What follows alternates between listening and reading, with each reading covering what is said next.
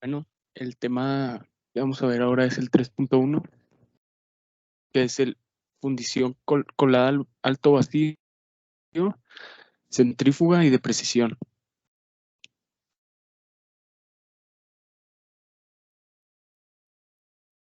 El, Primero hay que ver qué es la fundición. Y la fundición es esmaltar el proceso de fabricación de piezas comúnmente metálicas, pero también se pueden de plástico. Consiste en fundir un metal e introducirlo en la llamada molde donde se solidifica. El proceso tradicional es la fundición de arena. La fundición en arena consiste en colar un metal fundido, típicamente aleaciones de hierro, acero, bronce, latón y otros, en un molde de arena, dejarlo solidificar y posteriormente romper el molde para extraer la pieza fundida. El hierro colado. La realización de este proceso empieza con un molde, donde la cavidad debe diseñarse de forma y tamaño ligeramente sobredimensionado. Esto permitirá que la contracción del metal durante la solidificación y enfriamiento. Cada metal sufre diferente porcentaje de contracción, por lo que si la presión dimensional es crítica, la cavidad debe diseñarse para el metal particular que se va a fundir. Los moldes se hacen de varios materiales que incluyen arena, yeso y cerámica. El hierro colado o fundición fundamentalmente es una aleación a base de hierro, silicio y carbono. El contenido de carbono es más elevado que en los aceros, que varían de 2.5 a 4%.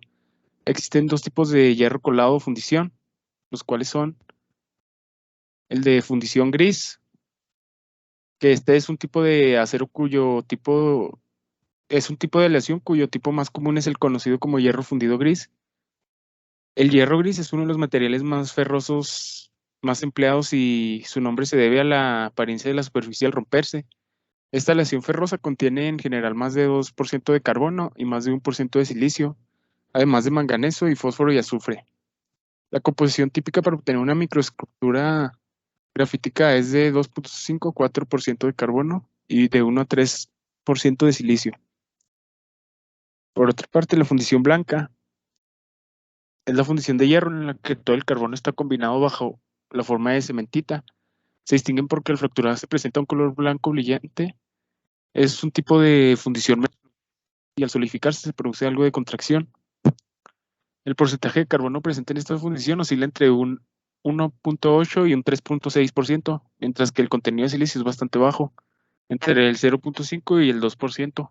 Además, contiene manganeso en cantidades que oscilan entre un 0.2 y un 0.8%, un 0.18% de fósforo y un 0.1% de azufre. Su estructura es fibrosa y de grano fino. Este es más frágil que la fundición gris y se emplea principalmente para obtener el hierro maleable, el cual se obtiene recociendo la fundición blanca y convirtiéndola en hierro más dúctil y tenaz. La colada al alto vacío, también conocida como proceso B. Para esta se utiliza un molde que se mantiene unido por medio de una presión al vacío, en lugar de emplear un aglutinante químico. Una de sus ventajas es la recuperación de arena, y una desventaja es que es un proceso relativamente lento y no se adapta con facilidad a la mecánica. Está dividida por 5 etapas, las cuales son: la primera es cuando se precalienta una película delgada de plástico y se coloca sobre una placa de ensamble o modelo de capucha y base por medio de vacío. El modelo tiene agujeros de ventilación pequeños para facilitar la formación del vacío.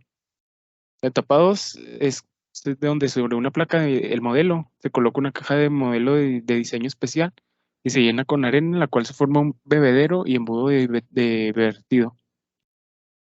La tercera etapa es que sobre la caja de moldeo se coloca otra película de plástico delgada y se induce un vacío que hace que los granos de arena permanezcan unidos, lo que forma un molde rígido. La cuarta etapa es que el vacío sobre el modelo del molde se libera para permitir que ésta salga del molde. Y por último, la quinta etapa es que este molde se ensambla con su mitad correspondiente para la capucha y la base, y manteniendo el vacío sobre ambas mitades se hace el vertido. La película de plástico se quema con rapidez al contacto del metal fundido. Después de solidificación, se recupera casi toda la arena por volver a emplearla. Luego sigue la fundición centrífuga, que la fundición centrífuga es un método en el que aprovecha la fuerza centrífuga que se puede generar al girar el metal en torno de un eje. Existen tres tipos de fundición centrífuga, los cuales son fundición centrífuga real, que en esta el metal fundido se vacía en un molde que está girando para producir una parte tubular. Ejemplos de partes hechas por este proceso incluyen tubos, caños, manguitos y anillos. El metal fundido se vacía en el extremo de un molde rotatorio horizontal. La rotación del molde empieza en algunos casos después del vaciado. La alta velocidad genera fuerzas centrífugas que impulsan el metal a tomar forma de cavidad de la cavidad del molde. Por lo tanto, la forma exterior de la fundición puede ser redonda, octagonal, hexagonal o cualquier otra. Sin embargo, la forma interior de la fundición es perfectamente redonda debido a la simetría radial de las fuerzas en juego. La segunda es la fundición centrífuga, que en este método se usa la fuerza centrífuga para producir fundiciones sólidas en lugar de partes tubulares.